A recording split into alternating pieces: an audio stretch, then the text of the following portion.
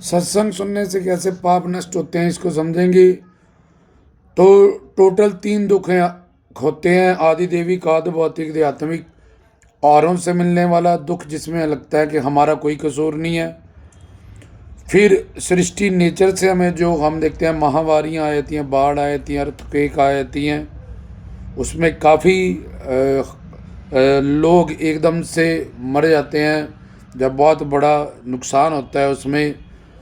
फिर तीसरे में होते हैं मानसिक और दैहिक, जिसमें काम क्रोध लोभ मोह अहंकार के। और फिर शारीरिक वात पित्त कफ के बिगड़ने से 148 तरह के रोग शरीर को हो जाते हैं। कुछ तो प्रारब्ध जन्म होते हैं माँ के पेट से, और कुछ बाद में यहाँ के गलत खान पीन से अपनी शरीर की प्रवृत्ति को ना समझते हुए नेचर के हिसाब से सोना उठना और खाना पीना से, जब हम नेचर के हिसाब से खाना पीना सोना उठना की अपनी रूटीन को ख़राब कर लेते हैं तो तब वात पित्त कफ के बिगड़ने से हमें 148 तरह के रोग हो जाते हैं। तो ये सब रोगों का या ये सब दुखों का जो कारण है आदि देवी काद भौतिक आध्यात्मिक, वो है हमारे जन्म जन्मांतर जो हैं उसके संचित कर्म। उसमें पाप और पुण्य का हिसाब किताब रहता है। जो हम भोगते हैं उसको किस्मत प्रारब्ध कहते हैं, जो अब हम कर रहे हैं उसको क्रियामान कहते हैं। तो अब कीर्तन या सत्संग सत्य तीन चीज़ें हैं भगवान। अब भगवान के दो रूप है, जैसे पानी और बर्फ। पानी ये तीनों पानी ही है लेकिन रूप चेंज है। ऐसे ही भगवान निर्गुण निराकार और सगुण साकार, उसके दो रूप हैं कि वो निर्गुण निराकार भी है और सगुण साकार भी है। कुछ लोग उसको निर्गुण निराकार रूप के उपासक हैं जिनको ब्रह्म ज्ञानी कहते हैं। कुछ लोग सगुण साकार और निर्गुण निराकार दोनों के उपासक होते हैं। और तीसरे कल्ले सगुण साकार रूप के ही उपासक होते हैं। तो निर्गुण निराकार रूप में हम ब्रह्म ज्ञानी कह देते हैं। फिर सगुण साकार और निर्गुण निराकार दोनों को मानने वाले को जोगीनाथ कह देते हैं। और तीसरे को सगुण साकार रूप में मानने वाले को हम भक्त कह देते हैं। तो अब भगवान के रूपों का उसके नाम गुण रूप लीला धाम और संत पूर्ण गुरु जा संत महात्मा लोग, और उसी भगवान के 5 देव अवतारी उपासना जो काल माया से बरे हैं, उनके नाम गुण रूप लीला धाम का कीर्तन, अवतारों का कीर्तन। अवतरित हों जो पैदा ना हो, इस धरती पे अवतार लेके आए और अवतार लीला करके हमें कीर्तन की सामग्री देख जाए, जिससे हम उनके नाम गुण रूप लीला धाम का कीर्तन कर सकें। जिसमें कि विष्णु जी के अवतार होते हैं 24, शिव के अवतार होते हैं 19। उसमें 5 देव अवतारी उपासना आती हैं, आदिशक्ति उपासना, शिव उपासना, विष्णु उपासना, गणेश उपासना, सूर्य उपासना। लेकिन इन सब अवतारी उपासनाओं के साथ ये शर्त है कि पूर्ण गुरु के सन्निध ही रह के श्रोत्रिय ब्रह्मनिष्ठ तत्वदर्शी हो, हम थ्योरेटिकल और प्रैक्टिकल साधना करें।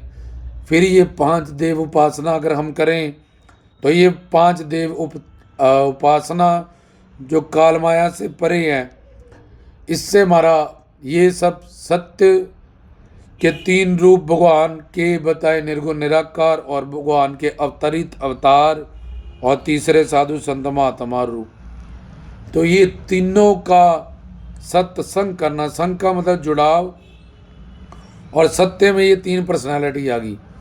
अब हमारे जो शरीर बाहर हमें जो दिख रहा है ये 5 महाभूतों का, इसको स्थूल शरीर कहते हैं। इसके अंदर जो सूक्ष्म शरीर होता है जिसको मन कहते हैं, वो 18 सूक्ष्म तत्वों का बना होता है, जिसमें पंच प्राण, मन, बुद्धि और चित्तवनी, जिसमें छोड़ के अहम, मन बुद्धि अहम, उसमें मन की 4 स्टेज होती है, मन बुद्धि चित्त अहम।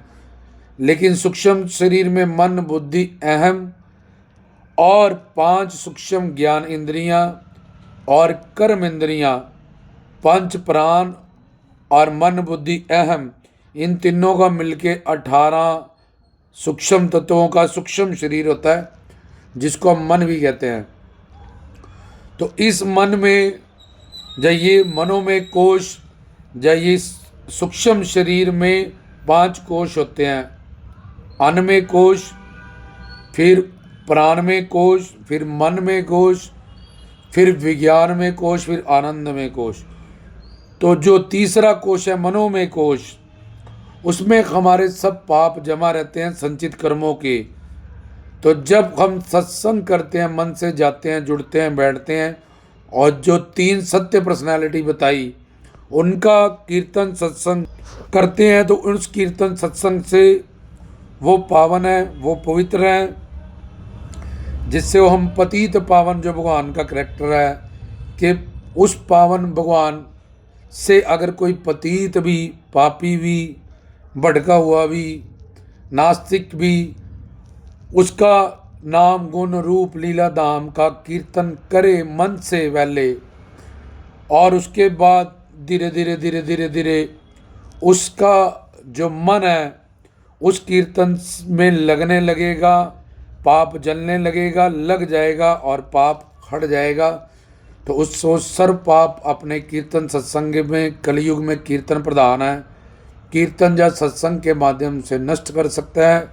और आदि देविक, आदि भौतिक, आध्यात्मिक और संचित कर्मों से के पापों से मिलने वाले दंड से बच के अगर इस संसार में है तो संसार के आनंद को जगदानंद कहते हैं, आत्मा के आनंद को आत्मानंद कहते हैं, परमात्मा के निर्गुण निराकार रूप के आनंद को ब्रह्मानंद कहते हैं, सगुण साकार के आनंद को प्रेमानंद कहते हैं। तो ये चारों आनंद हो सिर्फ कीर्तन के माध्यम से उसके पुराने पाप भी सारे भस्म हुए, अगर वो करता रहे कीर्तन। तो उसके बाद उसका प्रेजेंट भी उससे अच्छा, जो भगवान का हुक्म है कि सेवा सिमरन भक्ति करके इस मानव चौरे को सफल करें, तो उसका प्रेजेंट भी ठीक हो गया और इन फ्यूचर तो उसका फिर ठीक हो जाएगा। जो प्रेजेंट आज हमारा प्रेजेंट है, वो कल का हमारा फ्यूचर है। तो सिर्फ सत्संग और कीर्तन करने से ही उसके पाप भी भस्म हुए और उसको जगदानंद, आत्मानंद, ब्रह्मानंद, प्रेमानंद ये सुख भी मिले, और आदि देविक, आदि भौतिक, आध्यात्मिक ये सब दुखों से भी उसका छुटकारा हो गया। इसलिए मन से आए, मन से बैठे, मन से जुड़ें और मन को ही उसका फल मिलेगा।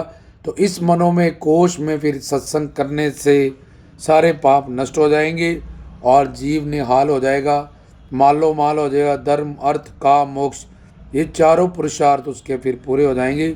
जय श्री सद्गुरु जोगी पीर धाम।